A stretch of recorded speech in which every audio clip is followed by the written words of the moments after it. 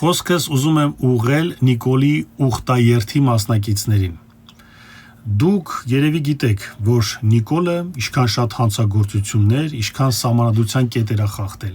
Եթե դուք դա չգիտեք կամ ձեզ էշի ուխտի տեղ եք դնում, դա ձեզ չի ազատում պատասխանատվությունից։ Դուք պետքա Նիկոլի հետ պատասխան տաք այսօր աջակցելու համար,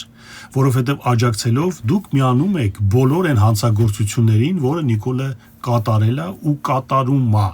Ու այսօր անբարևականներով եկել լծվել եք եկեղեցի, այն Արցախ հանձնող գեներալները, ԱԱԾ-ի նախկին աշխատողները, ամեն ինչ քանդել, փրթել են, հիմա եկել են եկեղեցի են մաքրում։ Նիկոլին ուզում են ցույց տան, նայ Նիկոլ, մենք էլ ենք եկել, մեզ լավ նայի։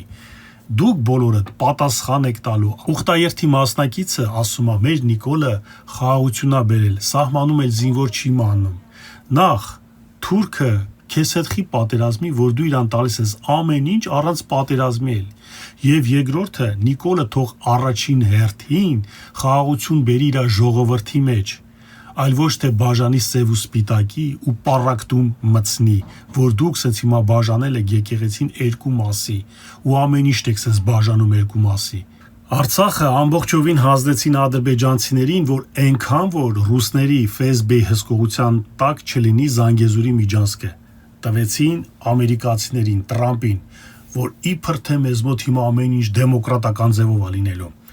Ես պրոստը ուզում եմ հասկանամ դեմոկրատական ինչն է լինելու։ Նիկոլի իշխանությունը, որ բռնապետական երկիր է դարել, մի հատ բառ ես ասում, դնում նստացնում են։ Մարդ վախում է դաժե Հայաստան գնա։ Ալևներն ասում Տրամպ ասեք, չասեք, մեկը Զանգեզուրի միջանցք է լինելու։ Հիմա թեկուզ այդ Վենեսուելան, որ այն խեղճ Նիկոլասին դրին կնգա այդ գողացան տարան, կարծում եք Վենեսուելում է դեմոկրատիա լինելու։ Չէ, ամերիկացիք դրին ասին, մեզ պետքա ձեր նավթը ու ոսկին։